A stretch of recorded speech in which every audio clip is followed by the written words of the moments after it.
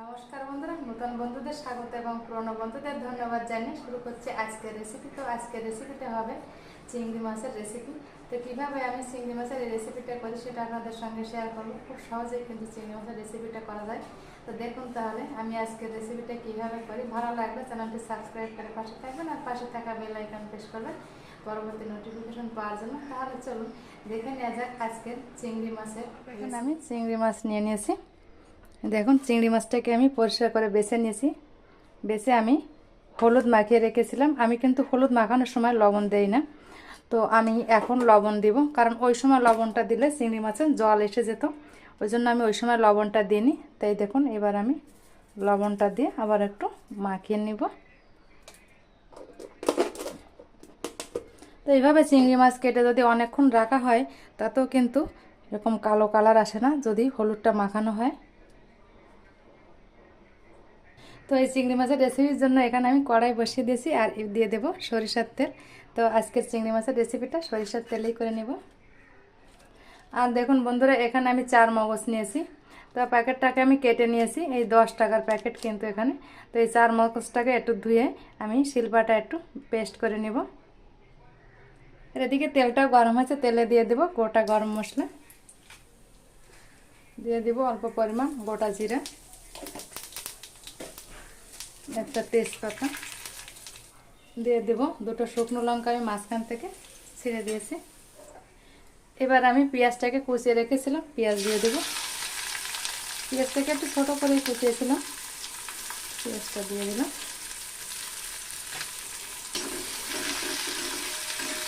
তো পেঁয়াজটাকে একটু গোল্ডেন কালার করে একটু ভেজে নেব।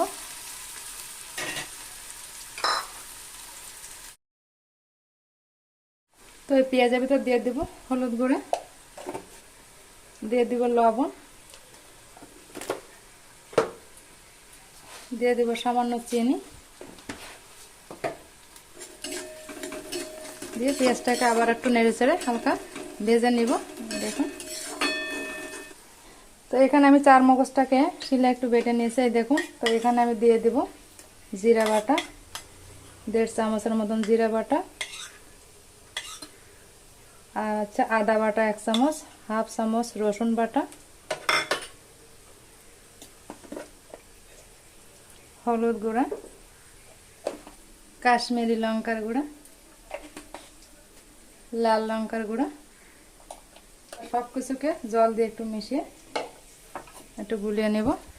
এদিকে পেঁয়াজটাকেও ভাজা হয়েছে, এবার আমি দিয়ে দেব মশলাটা। তো মশলাটাকে আমি 2 মিনিটের মতো নেড়ে চেড়ে একটু কষিয়ে নেব। দেখুন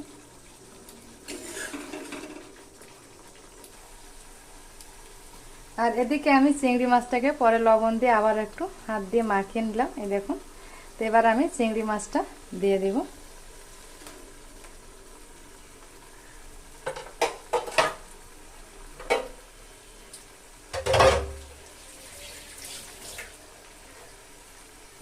তো চিংড়ি মাছটা দিয়ে আবার একটু নেড়ে চেড়ে দেবো, আর মশলার সঙ্গে চিংড়ি মাছটাকেও কিন্তু একটু কষিয়ে নিতে হবে।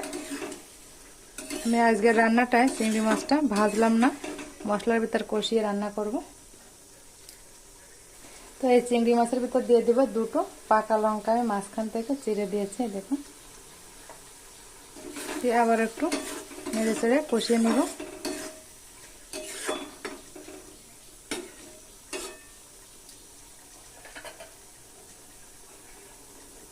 তো একটু কিছুক্ষণ ঢেকে দেবো আমি।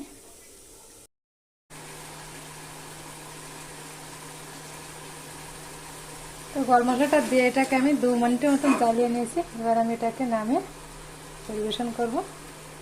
গ্যাসটাকে বন্ধ করে দেবো। তো চিংড়ি মাছের রেসিপিটা আমার পুরোপুরি কমপ্লিট হয়েছে। তা এবার আমি একটা প্লেটে এটাকে নামিয়ে নিলাম, কিছুটা গ্রেভি আমি দিয়ে দিলাম। তারপরে আমি চিংড়ি মাছগুলোকে এক এক করে এর উপর থেকে একটু সাজিয়ে দিব। তো চিংড়ি মাছ না ভেজে রান্না করলে কিন্তু দারুণ একটা টেস্ট হয় কিন্তু খেতে বন্ধুরা। তো ভিডিওর কোনো অংশ যদি ভালো লেগে থাকে প্লিজ বন্ধুরা ভিডিওটি একটা লাইক কমেন্ট শেয়ার করবেন, আর আমার চ্যানেলটি সাবস্ক্রাইব করে পাশে থাকবেন। আর যারা আমার নতুন বন্ধু হয়েছেন তাদেরকে তো অসংখ্য ধন্যবাদ, আর যারা আমার পুরনো বন্ধু আছেন তাদের প্রতি রইল আমার অনেক ভালোবাসা। ভালো থাকবেন সবাই, সুস্থ থাকবেন। দেখা হবে অন্য কোনো নতুন ভিডিওয়। নমস্কার।